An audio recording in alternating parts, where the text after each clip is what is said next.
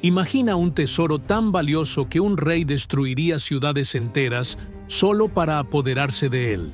Un lugar donde oro puro cubría paredes de 30 metros de altura, donde objetos hechos por los mejores artesanos del mundo guardaban secretos divinos. Ese lugar existió y fue completamente destruido por un hombre que se consideraba un dios en la tierra. Lo que vas a descubrir sobre el día en que el templo de Salomón se convirtió en cenizas te dejará sin palabra. 7 años fue cuánto tiempo tardó Salomón en construir algo que haría que cualquier rey de la antigüedad muriera de envidia. El templo de Jerusalén no era solo un edificio religioso, era una demostración brutal de riqueza que podía verse desde lejos. Las paredes externas brillaban tanto al sol que los viajeros necesitaban proteger los ojos al acercarse a la ciudad. Primer Reyes 6 nos cuenta que el templo tenía 27 metros de largo, 9 de ancho y 13,5 metros de altura, pero las cifras no revelan el verdadero impacto. Cada centímetro de las paredes internas estaba cubierto con oro puro, no láminas finas de oro. Oro macizo martillado sobre cedro del Líbano, la madera más cara del mundo en esa época. En el lugar santísimo estaba el Arca de la Alianza, hecha de madera de acacia y completamente revestida de oro. Sobre ella, 2 querubines de oro macizo extendían sus alas. Según Primer Reyes 7, cada querubín tenía 4,5 metros de altura. Esto significa que solo estas 2 esculturas contenían toneladas de oro puro, pero había mucho más. El templo guardaba cientos de objetos sagrados que hoy serían considerados tesoros nacionales. El altar de incienso, todo hecho de oro. 10 candelabros de oro macizo, cada uno pesando una fortuna. 100 copas de oro para ofrenda, cuchillos, platos, fuentes, todo en oro puro. El mar de bronce era una de las maravillas técnicas de la época. Una pila circular gigante hecha de bronce pulido, con 4,5 metros de diámetro y capacidad para 44.000 litros de agua. Se apoyaba sobre 12 bueyes de bronce, cada uno esculpido con detalles impresionantes. Las columnas Jaquín y Boaz, en la entrada, tenían 8 metros de altura y estaban cubiertas con capiteles decorados en bronce. Cada una pesaba varias toneladas y costó una fortuna transportarla y levantarla. Según Primer Reyes 10, la fama del templo se extendió por todo el mundo conocido. La reina de Saba viajó más de 1000 kilómetros solo para ver con sus propios ojos si las historias eran verdad. Cuando llegó a Jerusalén, se quedó sin palabras. Los historiadores estiman que solo el oro usado en el templo valdría hoy miles de millones de dólares. Pero para los israelitas, el valor era infinitamente mayor.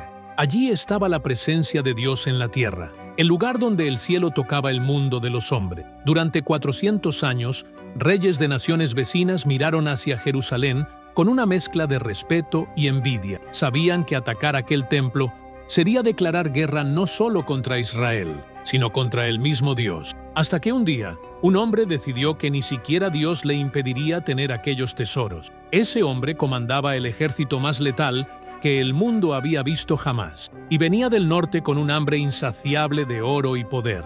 Nabucodonosor no era solo un rey, era una fuerza de la naturaleza con sed de conquista.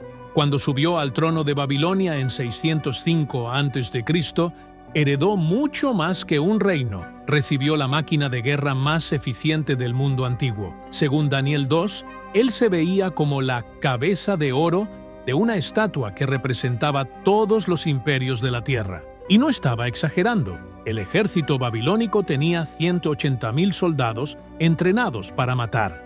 No eran simples guerreros, eran especialistas en sitio, ingeniería militar y terror psicológico. Inventaron técnicas de guerra que se usarían durante siglos. Sus soldados usaban armaduras de bronce que reflejaban el sol como espejo, creando un efecto intimidante en el campo de batalla. Portaban escudos enormes, lanzas de hierro y espadas curvas que cortaban carne y hueso con facilidad aterradora. Pero el verdadero terror venía de las máquinas de guerra. Los babilonios construían torres de sitio móviles de más de 20 metros de altura. Imagina la escena: estructuras gigantes acercándose a las murallas enemigas, cargadas de arqueros y soldados listos para saltar sobre las defensas. También usaban arietes, troncos enormes de madera reforzada con hierro, suspendidos por cadenas y operados por decenas de hombres. El ruido de un ariete golpeando las puertas de la ciudad podía oírse a kilómetros de distancia. Nabucodonosor tenía una estrategia simple y brutal: sitiar completamente la ciudad enemiga, cortar todas las rutas de abastecimiento y esperar. No tenía prisa. Sabía que el hambre y la desesperación harían el trabajo por él. Daniel 4 revela algo sobre la personalidad de Nabucodonosor que explica mucho.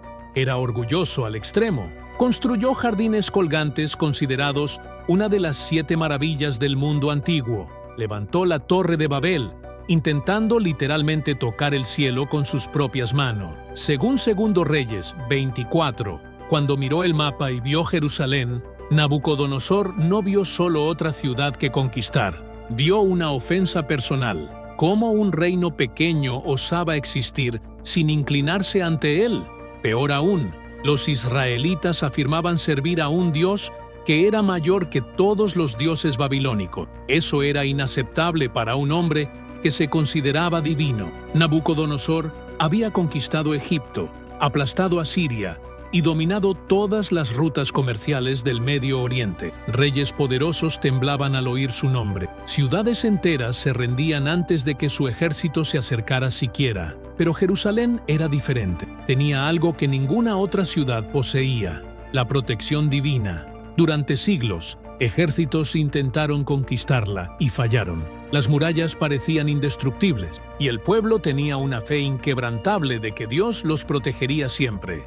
Era exactamente ese tipo de desafío lo que hacía que los ojos de Nabucodonosor brillaran de emoción. En 605 a.C., recibió informes detallados sobre Jerusalén. Sus espías describieron las riquezas del templo, la fuerza de las murallas y la confianza del pueblo. Cuanto más oía, más crecía su ambición. Jeremías 25 registra que Dios había decidido usar a Nabucodonosor como instrumento de juicio. Pero el rey babilónico no lo sabía. Pensaba que estaba expandiendo su imperio solo por voluntad propia. Lo que no imaginaba era que su primera visita a Jerusalén sería apenas el comienzo de una guerra que duraría décadas y cambiaría la historia para siempre. 3 años de humillación fueron suficientes para que Joacim perdiera completamente la paciencia.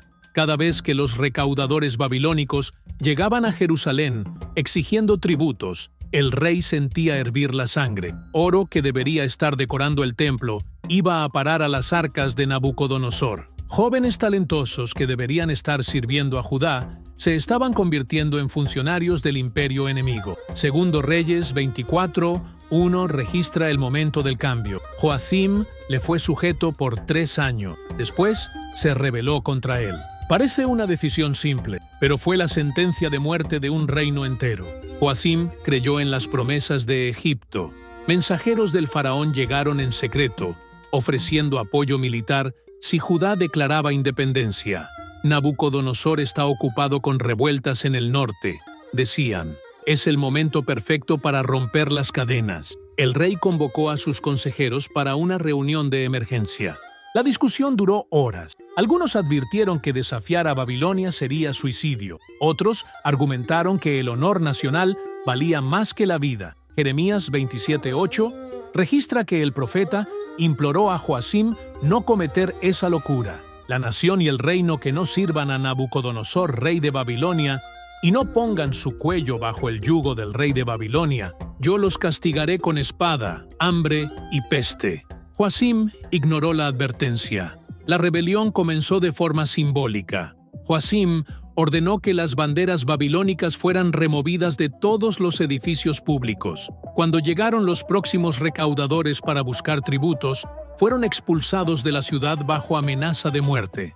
El mensaje llegó a Nabucodonosor en cuestión de semanas. El rey babilónico estaba en medio de una campaña militar en el norte cuando recibió la noticia. Según relatos históricos, se enfureció tanto que rompió una lanza de madera con sus propias manos. ¿Ese perro judío piensa que puede desafiarme?, gritó a sus generales. Convertiré Jerusalén en cenizas. Pero Nabucodonosor estaba demasiado lejos para actuar inmediatamente. Por eso, usó una estrategia diferente. Activó a todas las tribus enemigas de Judá que estaban bajo control babilónico. Segundo Reyes 24.2 detalla la primera fase de la venganza. Jehová envió contra Joacim tropas de caldeos, de sirios, de moabitas y de amonitas. Los envió contra Judá para destruirlo. Bandas de saqueadores comenzaron a atacar las ciudades menores de Judá. Las caravanas comerciales eran interceptadas. Las plantaciones eran quemadas. Era terror psicológico puro, una muestra de lo que vendría después. Joacim se dio cuenta demasiado tarde de que había cometido un error catastrófico. El apoyo egipcio nunca apareció. Las tribus aliadas comenzaron a cambiar de bando. Jerusalén estaba sola contra el imperio más poderoso de la tierra. En 598 a.C., después de organizar sus tropas, Nabucodonosor inició la marcha final hacia Jerusalén. Esta vez no venía a negociar, venía a destruir. Joacim murió antes de ver el resultado de su rebelión. Algunos dicen que fue asesinado por sus propios nobles, desesperados por evitar la catástrofe. Jeremías 22:19 profetizó que sería sepultado como se sepulta un asno, arrastrado y echado fuera de las puertas de Jerusalén. Su hijo Joaquín, de solo 18 años, heredó un reino en llamas y un enemigo implacable marchando hacia la capital. Si crees que Dios usa incluso nuestros errores para cumplir sus propósitos, comenta: Dios tiene el control de todo. El sitio que siguió duraría 30 meses y transformaría Jerusalén en un verdadero infierno en la tierra. Joaquín miró desde lo alto de las murallas y vio algo que ningún rey debería ver: todo el horizonte cubierto de tiendas enemigas. Era enero de 597 a.C. y Nabucodonosor había llegado con todo. Segundo Reyes 25:1 marca el inicio de la pesadilla. En el 9º año de su reinado, en el 10º mes, a los 10 días del mes, vino Nabucodonosor, rey de Babilonia, con todo su ejército contra Jerusalén, y acampó contra ella. El ejército babilónico no era solo grande, era una máquina de sitio perfectamente organizada. Construyeron una muralla alrededor de toda Jerusalén, transformando la ciudad en una prisión gigante. Nadie entraba, nadie salía. Las primeras semanas fueron de tensión silenciosa. Los babilonios no atacaban, solo esperaban. Sabían que el hambre haría el trabajo sucio por ello. Joaquín intentó una última jugada diplomática. Según Segundo Reyes 24:12, 3 meses después del inicio del sitio, salió de la ciudad con su madre, sus siervos y sus príncipes para entregarse personalmente a Nabucodonosor. Fue un error fatal. Nabucodonosor aceptó la rendición, pero no tuvo misericordia. Llevó a Joaquín como prisionero a Babilonia junto con 10.000 habitantes de la élite de Jerusalén, artesanos, soldados, nobles. Segundo Reyes 24:14 es claro: no quedó nadie, sino el pueblo pobre de la tierra. Pero la humillación apenas comenzaba. Nabucodonosor puso a Sedequías, tío de Joaquín, como rey títere. Era una provocación deliberada. Eligió a alguien débil y fácilmente manipulable para gobernar los escombros de Judá. Sedequías juró lealtad eterna a Babilonia. Prometió pagar tributos sin quejarse. Garantizó que Judá nunca más se rebelaría. Durante 8 años cumplió su palabra. Pero en 588 a.C., presionado por consejeros nacionalistas y promesas vacías de Egipto, Sedequías cometió el mismo error de Joacim. Según Segundo Reyes 25:1, Nabucodonosor volvió a Jerusalén en enero de 588 a.C. Esta vez no había más espacio para misericordia. Había sido engañado 2 veces por el mismo reino. La paciencia se había acabado. El segundo sitio fue mucho peor que el primero. Duró 30 meses completos, 2 años y medio de agonía lenta. Jeremías 52:6 describe el horror. En el 4º mes, a los 9 días del mes, cuando prevaleció el hambre en la ciudad y no había pan para el pueblo de la tierra, la gente comenzó comiendo cuero de zapatos, después hierba y hoja. Cuando eso se acabó, comenzaron a comer ratas y palomas muertas. Lamentaciones 4:10 registra algo aún más terrible. Las manos de las mujeres piadosas cosieron a sus hijos. Los niños morían de hambre en las calles. Los ancianos simplemente se acostaban y nunca más se levantaban. El olor de cuerpos en descomposición se apoderaba de la ciudad.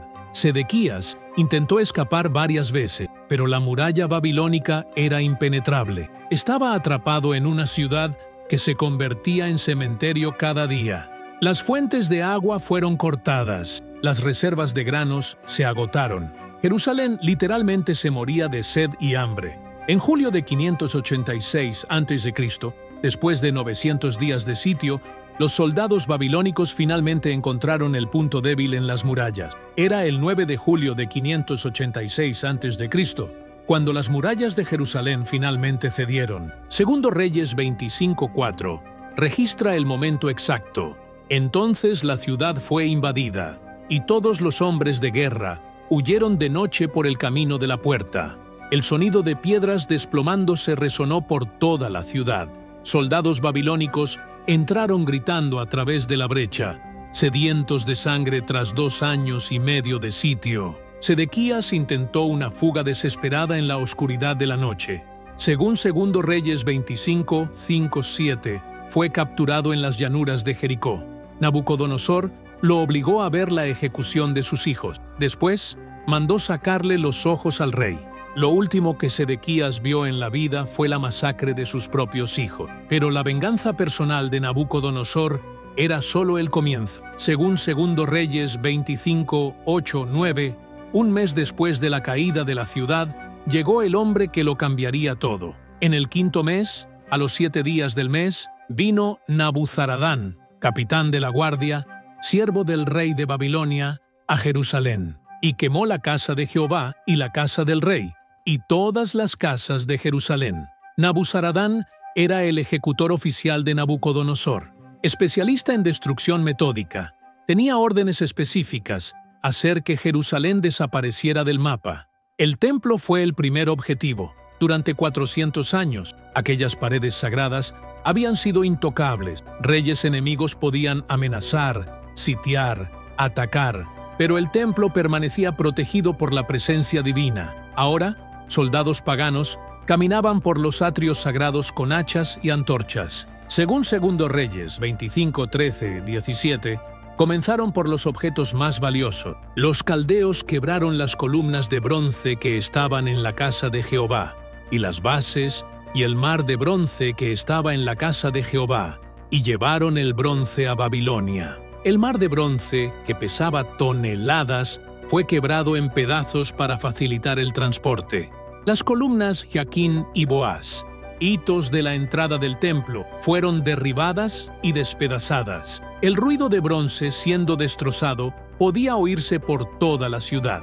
Después vinieron los tesoros menores. También tomaron las calderas y las palas y las despabiladeras y los cucharones y todos los utensilios de bronce con que se servía. Cada objeto sagrado que había sido consagrado para adorar a Dios se convirtió en trofeo de guerra. Copas que contenían ofrendas se transformaron en vasos para que soldados babilónicos bebieran vino. Pero el momento más impactante llegó cuando entraron al lugar santísimo. Durante siglos, solo el sumo sacerdote podía entrar allí, una vez al año, en el día de la expiación. Ahora, soldados paganos pisaban el lugar más sagrado de la tierra sin consecuencia aparente. El Arca de la Alianza, el objeto más santo de Israel, simplemente desapareció. La Biblia no registra qué pasó con ella. Algunos creen que fue escondida antes de la invasión.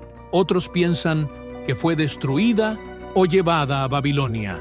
Cuando terminaron de saquear todo lo que tenía valor, Nabuzaradán dio la orden final: quemar todo. Según Segundo Reyes 25:9, quemó la casa de Jehová y la casa del rey, y todas las casas de Jerusalén, todas las casas de los grandes, las quemó. El cedro del Líbano, que costó una fortuna transportar e instalar, se convirtió en cenizas en cuestión de horas. El oro de las paredes se derritió con el calor de las llamas. El humo negro subió al cielo como una señal fúnebre visible a kilómetros de distancia. Si entiendes que a veces Dios permite destrucción para traer renovación, comenta: confío en los planes de Dios. Pero el destino de los tesoros sagrados en tierra pagana reservaba sorpresas que nadie podría imaginar. Los carros llegaron a Babilonia cargados Con lo que quedó del templo más rico del mundo, Nabucodonosor ordenó que todos los tesoros sagrados fueran exhibidos públicamente en las calles de la capital.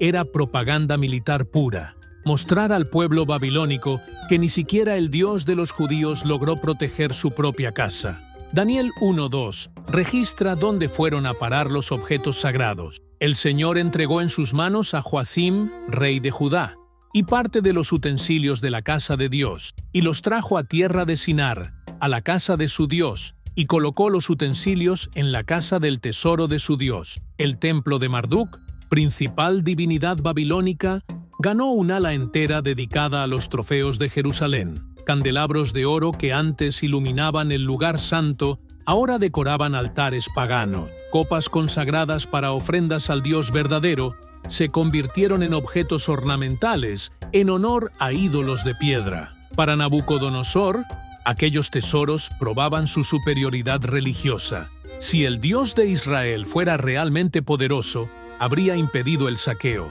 Como no lo impidió, obviamente Marduk era más fuerte, pero Dios tenía otros planes. Durante décadas, los utensilios sagrados permanecieron guardados como piezas de museo en Babilonia. Nabucodonosor a veces los mostraba a visitantes importantes, jactándose de sus conquistas militares. En 539 a.C., 47 años después de la destrucción de Jerusalén, todo cambió en una sola noche. Daniel 5 registra la fiesta que selló el destino del imperio babilónico. Belsasar, nieto de Nabucodonosor, decidió hacer la provocación final contra el Dios de Israel. Entonces, trajeron los vasos de oro que habían traído del templo de la casa de Dios que estaba en Jerusalén, y bebieron en ellos el rey y sus príncipes, sus mujeres y sus concubinas. Era blasfemia pura. Belsasar tomó las copas sagradas del templo y las usó para beber vino durante una orgía palaciega. Nobles ebrios brindaban a los dioses babilónicos usando objetos consagrados al Dios Todopoderoso. La reacción divina fue inmediata y aterradora. Daniel 5:5-6 describe la escena. En aquella misma hora aparecieron los dedos de una mano de hombre que escribía delante del candelero sobre lo encalado de la pared del palacio real, y el rey veía la mano que escribía. Entonces el rey palideció y sus pensamientos lo turbaron. La fiesta se detuvo instantáneamente. La música cesó.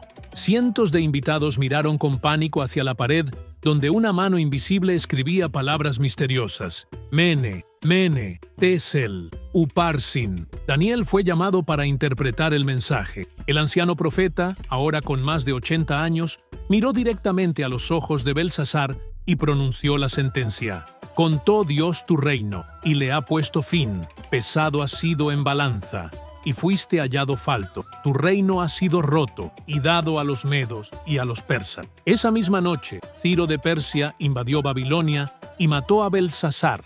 El nuevo emperador persa tenía una política religiosa completamente diferente. En lugar de robar objetos sagrados de otros pueblos, prefería devolverlos y ganar lealtad a través de la tolerancia. Esdras 1:7-8 registra el momento de la restitución. Y el rey Ciro sacó los utensilios de la casa de Jehová, que Nabucodonosor había sacado de Jerusalén. Todos estos los entregó en manos de Sesbazar. Después de 70 años exactos de exilio, exactamente como Jeremías había profetizado, los tesoros sagrados volvieron a casa. El templo fue reconstruido, los utensilios fueron recolocados en sus lugares santos. La adoración a Dios fue restaurada en Jerusalén. Nabucodonosor pensó que había derrotado al Dios de Israel para siempre. En realidad, solo cumplió el plan divino de disciplinar a su pueblo y purificar su iglesia. Al final, quien fue humillado no fue Dios, fue el imperio que osó desafiarlo. Ahora, haz clic en el video en la pantalla para ver las mayores construcciones mencionadas en la Biblia que ni siquiera los especialistas logran entender hasta hoy. Haz clic en el video ahora.